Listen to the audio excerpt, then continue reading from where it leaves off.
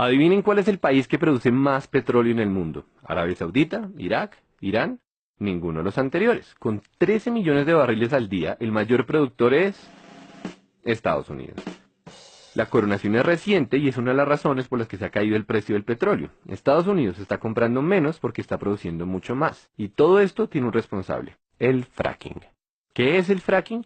Es una técnica para extraer petróleo y gas de lugares que antes no se dejaban. Rápido repaso geológico. Todo el petróleo está almacenado en formaciones de rocas. Algunas de estas formaciones tienen poros o grietas que dejan fluir el petróleo, otras no. Las que no eran un problema para la industria petrolera, pero ahora que existe el fracking ya se puede sacar petróleo de ahí. Es más fácil entender todo esto si hablamos de un concepto clave: la presión. El petróleo es un fluido subterráneo que tiene que soportar millones de toneladas de tierra. Cuando nosotros taladramos hasta esa profundidad es como si estuviéramos destapando una gaseosa agitada. Así también el petróleo quiere salir por la tubería hasta la superficie porque la presión lo empuja. Pero todo esto depende de que exista un camino a la tubería. O sea, que las formaciones de rocas que almacenan petróleo tengan poros o grietas y que estén conectados. Si no hay conexión con la tubería es inútil porque la mayoría del petróleo se queda atrapada. Pues bien, resulta que ahora podemos fracturar las rocas para crear nuestras propias grietas. Eso es el fracking, que formalmente se llama fracturamiento hidráulico. Lo de fracturamiento ya se entiende, y lo de hidráulico es porque se utiliza agua a presión para romper las rocas, agua y arena. Pero la historia no termina ahí.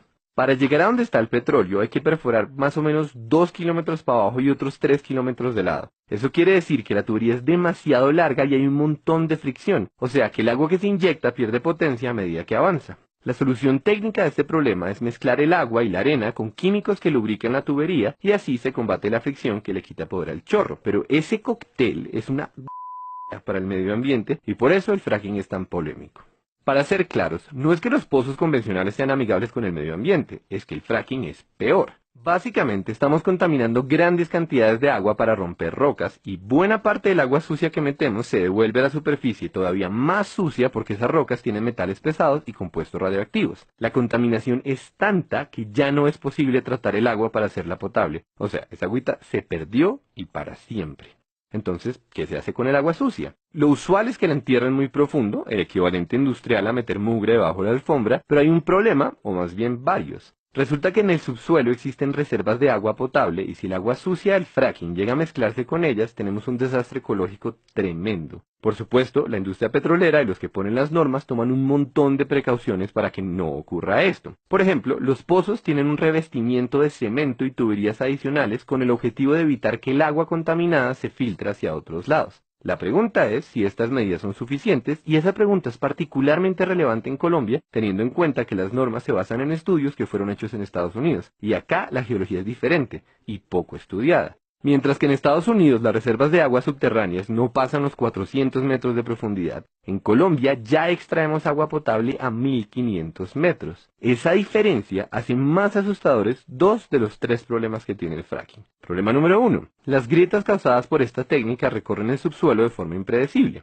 Eso quiere decir que corremos el riesgo de conectar los yacimientos de petróleo y el agua contaminada con otras fuentes de agua. Problema número 2. El casing, o sea, la capa de protección para la tubería, solo llega hasta cierta profundidad, es decir, que el agua contaminada se puede filtrar por debajo. Y, problema número 3, el casing es una solución temporal. No se sabe qué pasa después de muchos años de desgaste en la estructura, y ya existen varios ejemplos de pozos en los que se comienza a filtrar el agua sucia. Y entre paréntesis, también se ha hablado de la asociación del fracking con el incremento de temblores, pero se argumenta que en los pocos casos en los que ocurre las magnitudes son despreciables.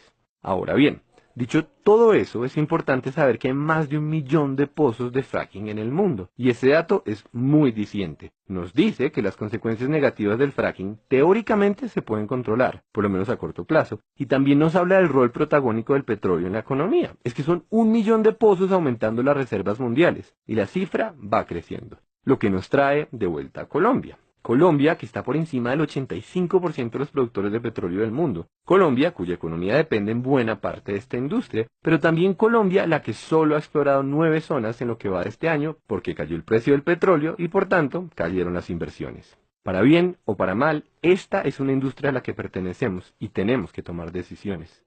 Es claramente un problema de costo-beneficio. ¿Vale la pena asumir el riesgo de que se debilite el sector petrolero? O, dicho al revés, ¿será que vale la pena asumir los riesgos del fracking? La respuesta no es fácil y no queremos decir que la tenemos, pero conviene aclarar una última cosa. Como el fracking es mucho más costoso y como el precio del barril está tan bajito y como la industria petrolera en Colombia está alicaída, se está hablando de incentivos tributarios para el fracking. O sea, el país recibiría menos plata usando esta técnica que usando la tradicional. Entonces, de nuevo, ¿vale la pena?